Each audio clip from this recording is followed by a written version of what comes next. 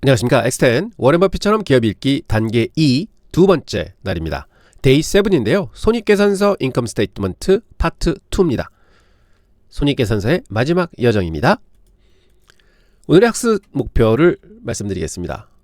Operating Expenses, R&D와 SG&A로 크게 분류가 되는데 이 종류와 의미를 공부하도록 하겠습니다. Operating Income입니다. 영업이익과 영업이익률 계산을 해보도록 하겠습니다. EBIT과 EBITDA가 어떤 차이점이 있고 활용법은 어떠한가를 완전 정복해 보겠고요. 그 다음에 바텀라인이죠. 넷인컴 그리고 EPS에 대해서도 공부를 해보겠습니다. 오늘 7개의 핵심 개념을 마스터할 테고요. 그리고 3개의 기업, 실제 기업 분석해 보겠습니다. 애플, 아마존, 테슬라가 기다리고 있습니다. 자, 손익계산서의 전체 구조를 다시 한번 보시겠습니다. 손익계산서는 Gross Profit에서 Net Income 까지 가는 여정입니다. 자, 현재 저희가 레비뉴를 배웠습니다. 이게 탑 라인이라고 말씀을 드렸습니다. 그 다음에 코스트 오브 레비뉴가 있죠. 이게 매출 원가입니다. 그리고 요 두 개를 빼면 gross profit, 즉 매출 총이익이 나오게 되는 거죠. 이거를 지난 시간까지 배웠습니다. 그리고 오늘은 operating expense를 배울 테고 그거를 빼면 operating income이 되고요. 이게 EBIT입니다. 그 다음에 넷인컴으로 최종 목표에 도달하게 됩니다. 이게 바텀 라인입니다. 즉 탑 라인, 바텀 라인 이렇게 되겠죠. 이 순서를 좀 눈에 익혀주시기 바랍니다. 자, Operating Expenses, 영업비용이 무엇인지 알아보겠습니다. 제품 생산 이후에 회사를 운영하는 데 드는 비용입니다.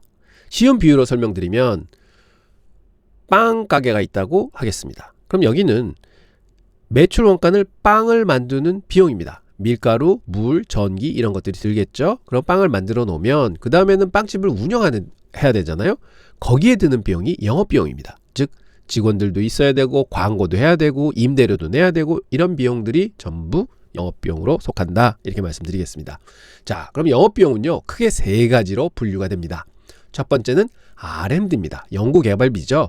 여러분들 새로운 제품 개발하고 기술 개발하고 하는데 비용이 들잖아요. 그게 이제 R&D 비용이겠고요. 그 다음에 SG&A, 이게 뭐냐면 Selling, General and Administration 해서 Selling은 판매고요. General and Administration은 관리비입니다. 그래서 우리나라에서는 판관비라고 그러죠. 이게 제품을 판매하고 회사를 운영하는데 드는 비용을 SG&A다 이렇게 얘기를 하고요. 그 다음에 감가상각이 있습니다. Depreciation이죠. 이거는 유형자산이나 무형자산이나 감가상각을 하게 되어 있습니다. 그래서 그 비용을 얘기를 합니다. 그래서 이렇게 3가지가 영업비용에 들어간다. 이렇게 기억해 주시면 되겠습니다.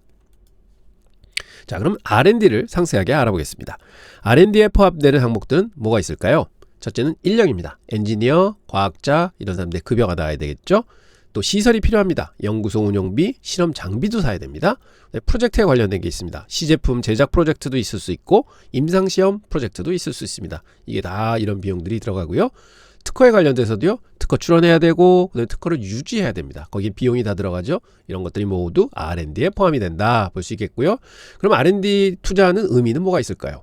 자, 미래 성장에 투자하는 겁니다. 오늘 쓰는 돈이 미래의 매출을 약속해 주는 것이죠. 그 다음에 혁신 기업의 증거입니다. 혁신 기업은 R&D에 투자해서 혁신을 추구하는 것이죠. 그 다음에 경쟁력 유지입니다. 기술이 빠르게 변하는 산업에서는 투자가 필수입니다. 하지만 효율성 없는 투자는 회사의 위험 요인으로 작용할 수도 있습니다. 이 주의를 기울여야 합니다. 자, 실제 사례를 보겠습니다. R&D를 보면요. 첫 번째가 애플의 케이스입니다. 애플은 굉장히 균형 잡힌 R&D를 하기로 소문이 나 있습니다. 2023년도에 보면 29 빌리언을 썼습니다. 이게 매출의 7.8%를 차지했었는데요. 특징은 효율적이면서도 혁신적이었습니다. 일례로 보면 비전 프로도 개발을 했고 M3 칩도 아주 좋은 결과물로 등장을 했습니다. 그래서 균형 잡힌 R&D를 하고 있다. 하지만 메타라는 회사를 보면 굉장히 공격적인 R&D를 하고 있습니다. 2023년도에 보면요. 38 빌리언을 썼는데 그게 28.5%가 됩니다. 매출에. 그래서 굉장히 많은 부분을 차지하고 있고 특징은 뭐냐면은 메타버스라는 특징 프로젝트에 대규모 투자를 하고 있습니다. 그래서 보면 단기 수익성은 희생하고 결국은 장기 비전에 베팅하고 있구나 이렇게 볼 수 있겠습니다. 세 번째는 아마존입니다. 여기는 지속적으로 R&D를 하고 있습니다. 2023년도 R&D 비용 보면은 전체 매출의 12.7%, 73빌리언을 썼는데요. 특징은 AWS하고 물류 자동화에 지속적으로 R&D를 하고 있다. 이렇게 볼 수 있겠습니다. R&D의 평가 기준은 무엇이냐? 첫째는 ROI를 좀 분석을 해야 됩니다. 그래서 R&D가 신제품으로 전환이 되고 그것도 매출 증가로 전환이 되는가 하는 것을 전체적으로 좀 봐야 되고요. 산업면에 있어서는 서로 비교를 해야 합니다. 경쟁사 대비 R&D가 적정한 수준에 있는가 해서 그런 것도 비교를 해야 되고, 결국 또 미래 성과도 평가를 해야 되는 거죠. R&D를 증가했는데 결국 이게 미래 매출 증가로 이어지는가 하는 것도 같이 분석을 해야 됩니다. 자, 이 다음엔 SG&A입니다. R&D 다음엔 SG&A 있죠. Selling, General, Administrative 이런데 셀링입니다. 판매비입니다. 뭐냐면 마케팅 비용이 있고요. 광고 해야 되고 영업사원 급여 주고 인센티브 줘야 되고 유통망 관리돼야 됩니다. 이런 것들이 다 판매비다. 그리고 관리비는 뭐냐면 본사 운영해야죠. 뭐 심지어는 CEO 급여 있고 CFO 급여 있고요. 그다음에 IT 인프라에도 투자를 해야 됩니다. 그다음에 법률 회계 비용도 듭니다. 이런 걸 전부 합쳐서 관리비라고 한다. 이렇게 말씀드리겠습니다. 그리고 산업별 SG&A 비중을 비교해 보면요. 일단 금융과 보험 산업은요. SG&A 비중이 전체 매출의 30에서 50%를 차지합니다. 많이 차지하는데 이거 왜 그러냐? 인건비가 많이 들어서 그렇습니다. 인력 집약적인 산업이다. 보겠고요. 소비재 브랜드를 보면 20%에서 30%가 듭니다. 왜 그러냐? 마케팅을 많이 하잖아요. 소비자한테 팔아야 되니까 그런 비용이 많이 들어서 좀 높다 볼 수 있겠고요. 제조업은 10에서 15% 정도 SG&A가 듭니다. 이거는 효율적으로 운영을 잘하는 거죠. 자동차 회사가 대표적인 예라고 하겠고요. 유통 분야에서는 8에서 20% 정도 든다고 합니다. 그러니까 약간 초저 비용으로 운영을 하는 거죠. 뭐 코스코, 월마트 같은 데가 속해 있는 군이다. 이렇게 말씀을 드리겠습니다.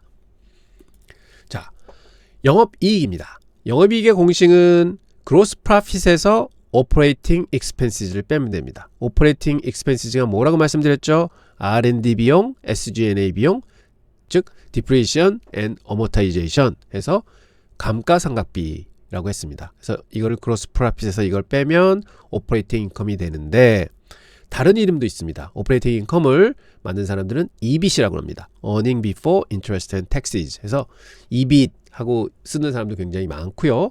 혹은 operating profit이라고 합니다. 저는 그래서 EBIT을 되게 편하게 부릅니다. operating income보다는 EBIT이 훨씬 발음하기가 쉽습니다. 그러면 왜 이 operating income, 즉 EBIT이 중요한가요?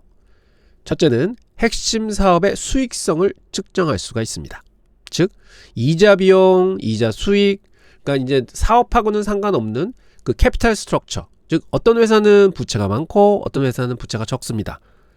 그래서 이런 거를 좀 차지하고 핵심 사업만 어떻게 잘 돌아가고 있는지 확인하고 싶은 거죠. 순수 사업 능력만 평가하는 겁니다. 그래서 EBIT을 그걸로 평가할 수 있다. 이렇게 보고요. 기업 간의 비교가 가능합니다. 즉 부채 수준이 에 따라서는 사실은 이자 비용이 많이 드는 회사도 있고 적게 드는 회사도 있습니다. 하지만 이거 자제하고 결국은 영업 능력만 보는 걸로 기업 간의 비교가 가능하다 해서 EBIT을 많이 쓴다. 이렇게 말씀드리고요. 그다음에 경영진의 성과를 평가하는데도 EBIT을 쓴다. 즉 CEO가 통제 가능한 영역이기 때문에 그렇습니다. 매출 원가, 효율적 운영, 이렇게 CEO가 이제 관리를 할 수 있잖아요. 그럼 관리에 대한 평가를 EBIT으로 한다. 이렇게 볼 수 있겠습니다. 자, 오퍼레이팅 마진입니다. 이건 영업 이익률인데요. 뭐 이익률은 뭡니까? 오퍼레이팅 인컴을 매출로 나눠주는 겁니다. 그래서 100을 곱하면 되는데요. 예시로 보면 애플의 경우에는 레비뉴가 211 빌리언이었어요. 근데 오퍼레이팅 인컴이 114 빌리언이었습니다. 그럼 114 나누기 211하면 41.8%가 나옵니다. 굉장히 높은 EBIT 마진입니다. 그리고 산업별 EBIT 벤치마크를 보면요. 초고속 수익군입니다. 소프트웨어나 명품은요. EBIT 마진율이 30에서 40%가 정도 되고요. 그다음에 고수익군은 기술이나 제약 산업인데요. 15에서 30% 정도가 됩니다. 그리고 중수익군인데요. 자동차 유통이 5에서 15% 정도 되고, 그다음에 저수익군인데 5% 미만의 산업입니다. 이게 항공산업 있고 식품, 유통산업이 있다. 그래서 이 정도가 벤치마크 EBIT 마진율이다. 이렇게 봐주시면 되겠습니다. 자, 그러면 EBIT과 EBITDA도 있다고 했습니다. 이게 무슨 차이가 있는지 한번 보겠습니다. EBIT은요. 오퍼레이팅 인컴입니다. 즉 영업이익을 말한다고 말씀을 드렸습니다. 영문자로는 어닝인데 무슨 어닝이냐? 이자와 세금을 제하기 전 이익이다. 이렇게 보면 되겠고요. EBITDA도 있습니다. 이게 뭐냐? 즉 영업이익에 뭘 더해주느냐? 감가상각은 사실은 현금 흐름이 없는 거죠. 현금이 안 나간 겁니다. 그래서 EBITDA는 감가상각을 더해준다. 이렇게 보시면 되겠습니다. 자, 그러면 왜 사람들이 EBITDA를 볼까요? EBIT만 보지. 그러면 첫째가 아까도 감가상각은 현금 흐름이 없는 비용이라고 말씀을 드렸잖아요. 그래서 비현금 비용을 제외하고 현금 흐름의 근사치를 보기 위해서 EBITDA를 보는 겁니다. 즉 EBIT은 그 감가상각이라는 그 눈에 안 보이는 비용을 뺀 거고요. 돈은 안 나간 겁니다. 그냥 건물값이 1년 지나니까 10% 떨어졌어. 뭐 자동차 쓰던 게 1년 지났으니까 실제 가치가 10% 떨어졌어. 15% 떨어졌어. 이 떨어진 거를 비용을 합산한 거거든요. 그러니까 그거는 돈이 든 게 아니잖아. 그거는 빼라 하는 거고요. 자본 집약도 차이를 제거하는 겁니다. 즉 공정한 비교를 하는 거죠. 그 다음에 M&A 평가를 할 때는요. 기업가치 평가할 때는 EBITDA를 보통 씁니다. EBITDA 곱하기 멀티플. 즉 EBITDA의 뭐 10배다, 20배다 이렇게 해서 M&A 시에는 기업가치 평가할 때 EBITDA를 많이 쓴다 하는 거를 볼 수 있습니다. 자, 그렇지만 EBITDA의 함정이 있습니다. 그래서 워렌 버핏은 EBITDA를 보고 뭐라고 그러냐면요. EBITDA는 자본 지출을 무시하는 거다. 즉 공장이 아무리 현금 흐름이 없는 비용을 이렇게 깐다고 해도 그럼 공장이 있는 거에서 비용이 나간다고 간주를 하는 거 아니냐. 그래서 뭐라고 얘기하냐면 요정이 공장과 장비를 공짜로 제공한다고 믿는 수치다. 이렇게 얘기를 합니다. 비용으로 치질 않으니까 결국 비용으로 나가는 거지만 그래서 이러한 함정도 있다 생각하시고 필수 재투자를 무시하는 경우도 있고 자본 효율성을 왜곡할 수 있다 하는 얘기들이 있습니다. 그래서 EBITDA를 사용할 때는요. 꼭 다른 것들과 같이 보셔야 됩니다. 즉 프리 캐시 플로우도 보셔야 되고 CAPEX도 보셔야 된다. 그래서 이런 거는 나중에 다시 말씀드리도록 하겠습니다. 자, non-operating 아이템이 있습니다. 즉 영업 외의 손익 아이템들이 있죠. 그게 뭐냐면 첫 번째가 이자 손익입니다. 현금을 가지고 있으면 이자 수익이 발생을 할 테고요. 혹은 부채가 있으면 이자 비용이 발생을 합니다. 그래서 이게 수익도 있고 비용도 있고요. 또 두 번째는 기타 손익입니다.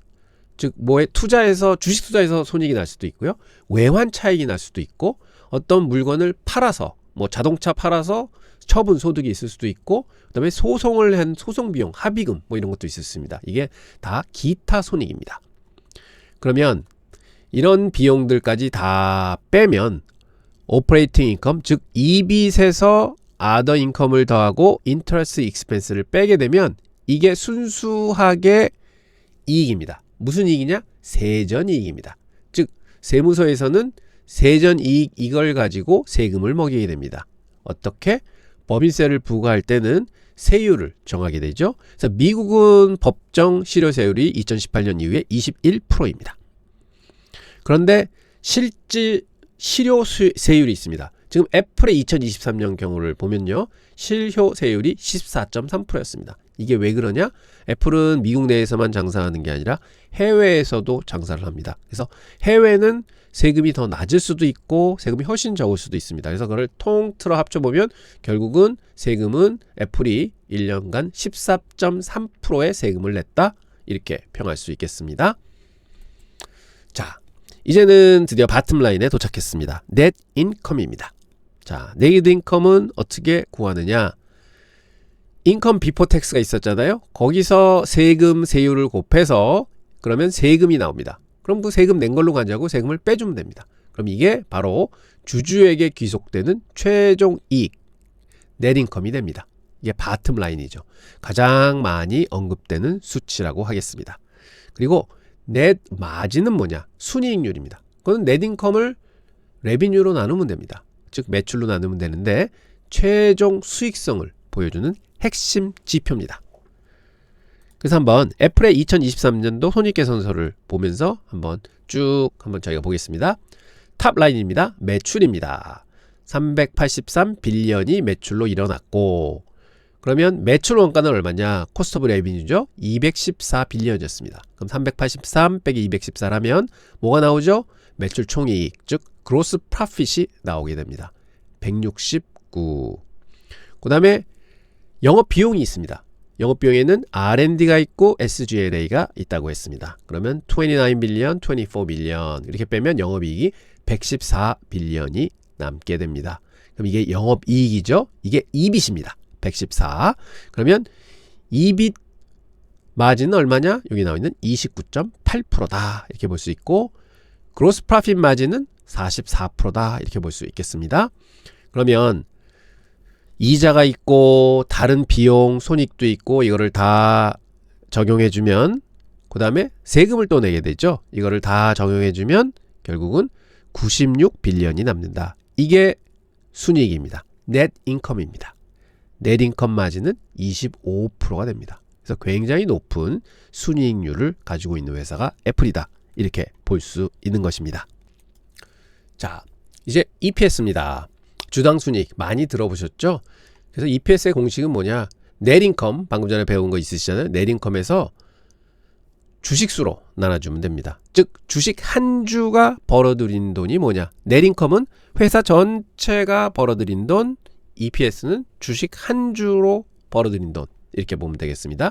그 다음에 가끔 diluted EPS 이런 걸 읽으실 거예요. 이거는 뭐냐면 잠재적 보통주가 있습니다. 즉 주식들한테 직원들한테 준 스탁 옵션도 있고요. 그 다음에 전환사채라는 게 있습니다. 이거는 언제든지 주식으로 전환이 되는 채권입니다. 그래서 여기서 또 주식이 발생할 수도 있거든요. 그래서 이런 것까지 주식으로 발행될 수 있다. 가능한 주식수까지 전부 다 포함하는 겁니다. 그러니까 굉장히 보수적인 계산을 하는 거죠. 그게 diluted EPS다. 이렇게 말씀드리겠습니다. 그래서 애플의 EPS는요. net income이 96 빌리언이었습니다. 그러면 주식이 아웃스탠딩한 게 1,500만 주였거든요. 그러면 그걸 나누면은 주당 diluted EPS는 6.13불이다. 이렇게 얘기할 수가 있습니다. EPS는 6불이다. 이렇게 얘기하는 거죠. 자, 그리고 EPS 성장률이 굉장히 중요합니다. 이게 왜냐하면 주주들이 가져가는 게 이제 EPS죠.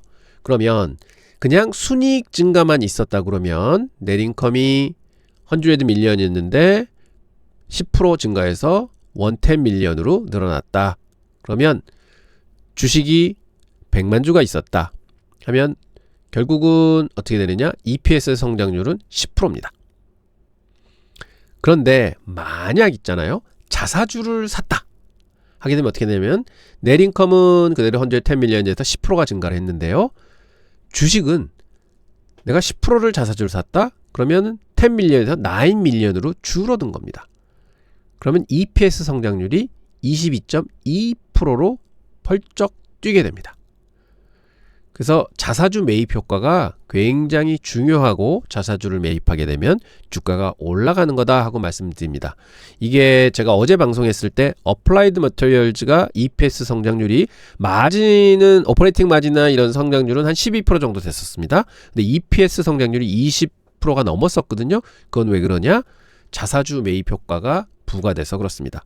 그래서 이게 이런 EPS 성장률이 커진다 하는 거는 자사주 매입 효과도 있다 하는 거를 항상 좀 잘 봐주시면 되겠습니다. 자, 실전 사례를 한번 보겠습니다. 세 기업을 분석해 보겠습니다. 첫 번째는 애플입니다. 프리미엄 수익성을 가진 회사죠. 그로스 마진이 44.1%, 굉장히 좋습니다. 그 다음에 EBIT 마진이 29%입니다. 굉장히 훌륭합니다. 그리고 넷 마진이 25.3%. 결론적으로는 브랜드가 굉장히 높은 회사가 높은 마진을 가지고 있다 하는 것을 분석할 수가 있습니다. 두 번째는 아마존입니다. 여기는 저마진의 고성장의 사례라고 볼 수 있는데요. 오퍼레이팅 마진, EBIT 마진은 6.6% 밖에는 안 됩니다. 굉장히 낮습니다. 그런데 넷 마진도 5.3%입니다. 굉장히 낮습니다. 25보다는 굉장히 낮죠. 하지만 규모의 경제가 있지 않습니까?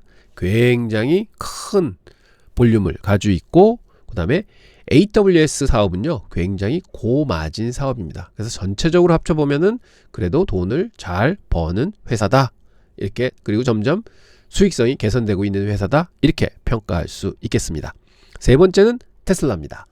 테슬라 보시면은요 2023년에서 2022년의 이제 변화를 보면 오퍼레이팅 마진이 16.8에서 9.2로 떨어졌습니다.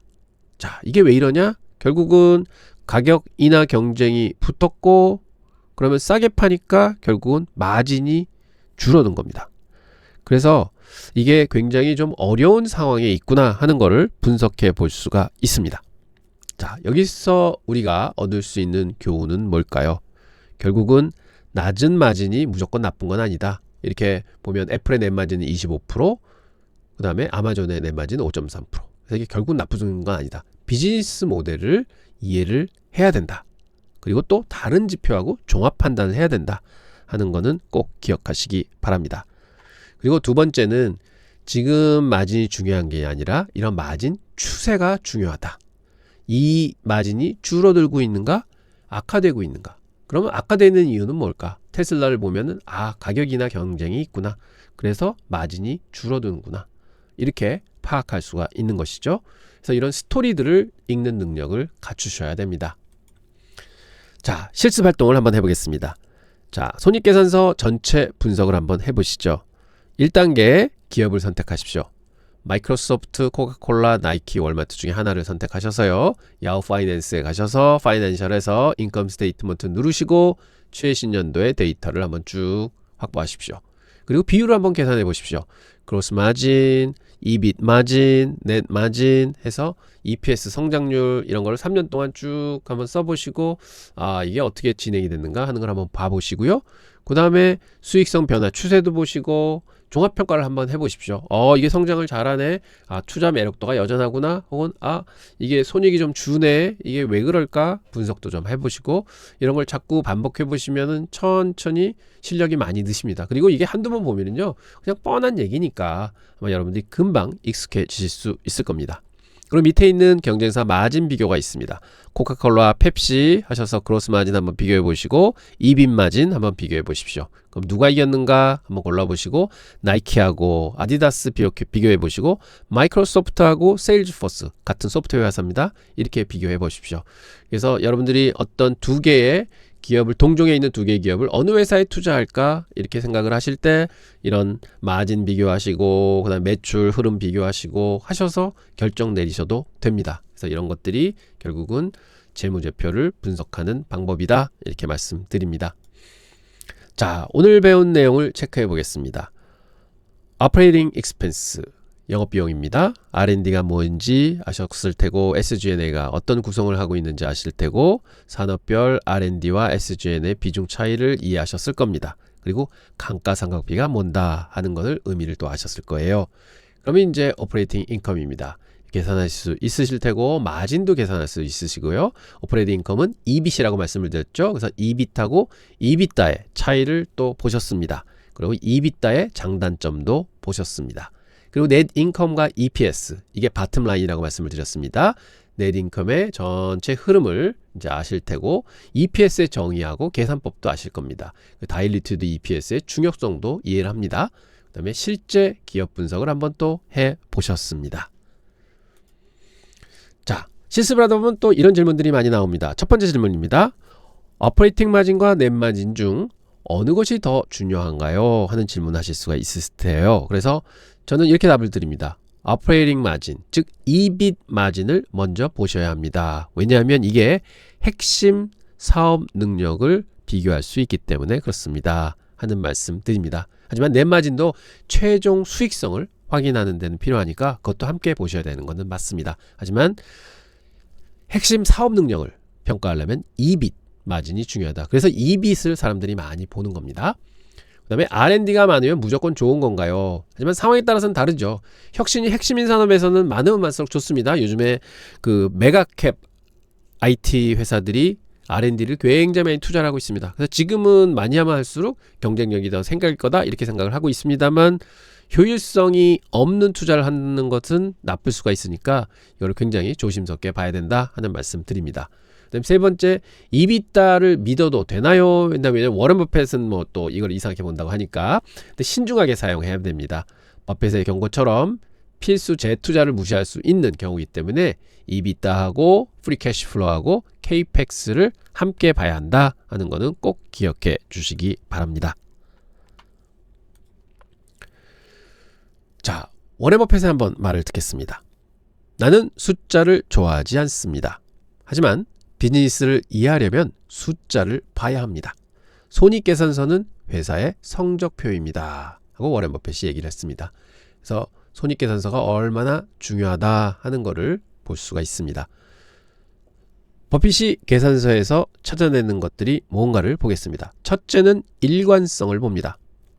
5년이나 10년간 지속적으로 이익이 증가하는 회사, 혹은 예측 가능한 수익 구조, 그리고 경기 사이클에 영향을 적게 받는 회사, 이런 것들을 보게 되고요. 높은 자본 수익률을 또 찾아서 봅니다.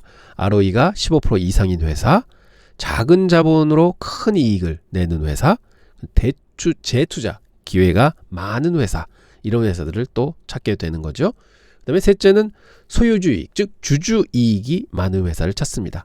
넷인컴에 감가상각을 더하고 케이펙스를 빼게 되면 이게 사실은 실질적인 주주가치입니다. 버핏이 피하는 것들도 있습니다. 변동성이 큰 이익, 그러니까 쭉 흐름을 볼 때 막 변동성이 크면 안 되겠죠. 일액성 이익을 주는 거, 그다음에 과도한 부채가 있는데 낮은 마진이라는 건 치열한 경쟁이 있는 회사가 되는 거죠. 그래서 이런 회사들은 좀 피하려고 한다 하는 워렌 버핏의 스토리입니다. 자, 다음 시간 또 뭘 할지 말씀드리도록 하겠습니다. 다음 시간은 이제 대차 대조표를 보게 됩니다.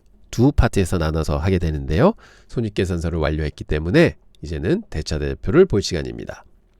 손익계산서는 일정 기간 성과를 보여주는데요. 대차 대조표는 특정 시점의 재무 상황, 즉 스냅샷을 보여주는 것입니다.